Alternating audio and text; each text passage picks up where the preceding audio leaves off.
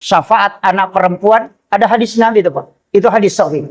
Kita bisa buka di bab-bab awal itu Sunan Abu Daud.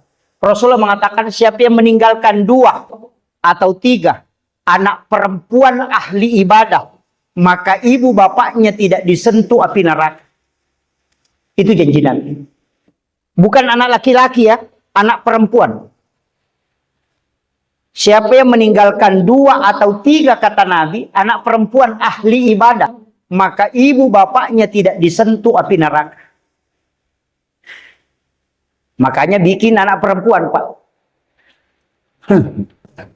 Oh, enggak ada perempuan setengah mati gitu.